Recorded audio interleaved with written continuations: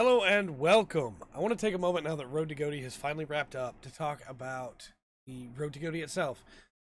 It was 20 of some of the best and worst games of 2019, and I really enjoyed covering them. I'm really thankful for all the great coverage that we got out of it. But I think it's time to go back on the regular schedule now. We had a whole month basically of Road to GOTY, and we're finally ready to go back to normalcy. There will be first impression still. We'll kick back up the job breakdowns, the soup breakdowns. Fire Emblem will continue, and then the weird stuff that we always do. Strange assortment of videos that we make on this channel. Podcasts, of course, will continue, and we have some other cool ideas. But I just wanted to take a little bit of time to talk about the Road to GOTY itself.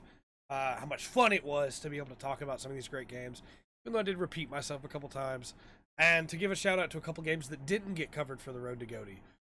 The month is over now. We're in January. I don't want to spend forever going back on the Road to GOTY itself trying to cover other games we didn't cover. So I wanted to talk about it a little bit here. Like Demon Ex Machina, I bounced off that game real hard, but I didn't feel like it was really something that I was informed enough on to cover for a review video to come back up again and talk about it again in a Road to GOTY, because I just didn't get that far in before I bounced off. Something like Jump Force that I played for well over 10 hours trying to finish it for review, I felt like I had a pretty good grasp on. Something like Borderlands 3 that I spent close to 15 hours just playing around and having a lot of fun with, but still having a bunch of issues with. I felt like I had a pretty solid grasp of my issues with those. Whereas Demon Ex Machina, honestly, for me, it was just kind of boring. I hate that because I was really looking forward to it, but it was just kind of boring for me. So I didn't really feel like it was worthwhile for me to try and make a video on that because I would have misinformation and I hadn't done enough research. So I did not cover Demon Ex Machina. If that is something that people would still like me to cover now that we're in 2020, now that we're past crunch month and we have time again, let me know in the comment section down below and I'll dedicate time to it and have an actual video dedicated to it. Know that if I do that though and I still bounce off of it, I will bring many criticisms to the table. Another game that's like that for me is Astral Chain. I love Platinum games, and I really enjoyed my time with Astral Chain, but I really am not a huge fan of the mission structure, especially during crunch month, but I didn't have a lot of time to just sit down and dedicate all at once. In Astral Chain, there's not really a lot of checkpoints. It felt like, maybe I'm wrong on that, maybe you can actually like start back from a bunch of different points in the case, but it felt like you kind of had to play the case all the way through, and like one mission was 3 levels before you got to the end of it and got to a checkpoint, and I just did not have time for that at the time. That said, I really want to revisit Astral Chain, and having put some more time in it, I may come back and do another video, like a mid-game impressions or a late-game impressions or something like that, but it didn't feel right to do a Road to GOTY on it when I didn't really have the time to put into it the way that I was hoping to. Ace Combat 7 is another one of those. Ace Combat 7, a game that is a lot of fun to play and is really cool, but I got stuck on a mission and just have not gone back to it. I tried that mission 4 or 5 times. It was like 20 minutes every attempt and just failed it every time. I don't know what I need to be doing differently. Again, if that's something that people would love to see me cover, we'll go back, we'll cover it, we'll have a good time. EDF Iron Rain was another one that I did not go back and record a video on. EDF Iron Rain I didn't want to. Even to go back and talk about how bad it is, I didn't want to. I think that game is fundamentally broken in what it's trying to do in being an EDF game. I think if it was not called EDF, I would have a lot more patience for it. But where it stands right now, Iron Rain just did not work for me really at all with the way that the progression works, the way that you unlock the same weapons as you level up, and there's no randomness to the weapons at all. And that sounds like it'd be a great thing, but that's not what EDF is. And like coming back from EDF, getting cool weapons that do weird, crazy things, that's the joy of EDF. Whereas with Iron Rain, the weapons that you get, you're guaranteed to get them because you unlock them leveling up, and then they're just not that interesting to me. I think the weapons are actually kind of boring, which is the cardinal sin, right? When it comes to video games being boring. From there were a couple Switch games that we didn't talk too much about, other than, say, Astral Chain and Demon Ex Machina. Cadence of Hyrule, didn't make a video going back on that. For the same reason as Astral Chain, I wanted to put more time into it, and I just didn't, so it didn't really feel right to make a Road to GOTY on it. But I absolutely want to go back and put more time into that game. It's not very high on the list, but it's on the list. Another one like that is Link's Awakening, which I finished, and I really wanted to do a Road to GOTY on, but it just didn't work out with the schedule with the games that I wanted to cover more.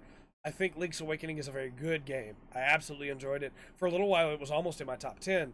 But I do think it has some issues with the frame rate and the stuttering there. And so I didn't go back and cover it just for the lack of number of videos in the month for Road to GOTY to be able to cover it with. But know that I do still really enjoy that game, and I talked about it a lot on the podcast. I think that game is absolutely amazing. It may come up in GOTY conversations when we do our GOTY discussions within the next couple weeks. I'm not sure. We'll see.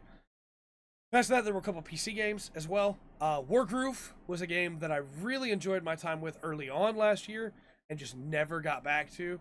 I really meant to, and I know Pat put a lot of time into it, but I just never got back into it, and I really should have. I want to make that right this upcoming year. I say upcoming year, right? 2020 that we're already in now, especially with the DLC coming out. There's a lot of big hidden games coming out. They're going to take a lot of my time, but I really want to spend some more time with Wargroove. Really liked what I played of it, but I didn't play enough, I felt like, to be able to really do a Road to GOTY on it. And then Total War 3 Kingdoms, a game that I played for maybe 8 or 9 hours and really liked, but just didn't go back to, again, for lack of time. So I want to go back and do that at some point as well, but it didn't feel right to make a Road to GOTY on it without any more videos, any more time put into it to make a video on it. I don't like sharing misinformation if I can help it, and so I like to do my research. I like to spend some time with a game and learn what the game is trying to tell me, and be able to adequately get across my points. And I feel like if I've only spent like 9 hours with a game, that's not enough to be able to do that. It's enough to be able to talk about it, but it's not enough to be able to make an actual like full-on video on it. With that said, though, I do want to run through the Road to GOTY videos for just a minute. Talk about ones that I think worked pretty well and ones that I think didn't. And if you were only interested in my thoughts on Road to GOTY as a whole, that is all of that. I really enjoyed Road to GOTY, and I'm absolutely like super blessed that you guys have let me be able to make the content that I want to make. Being able to just make videos on my favorite games of the year. I want to make that a thing we do every year. And when the Road to GOTY started, we started losing subscribers, and I was like, oh man, I was afraid of this. People would hate this because we've talked about these games all year on the podcast, and I was really afraid people would hate it. But as the Road to GOTY continued, we gained more subscribers than we lost, and we passed the 500 subscriber count, and I really appreciate that. I absolutely do. It means a whole lot to me that you guys just will let me make weird stuff that I like to make. So expect Road to GOTY to return every year. Though, if you would rather have 10 videos compared to 20, let me know in the comment section down below. I think that the last couple Road to GOTYs, it really started to show that I was repeating myself on some of the points. The games that I really liked, it was, here's what I really like about them, here's what I don't like about them. Also, really have fun with them. I think they're really good.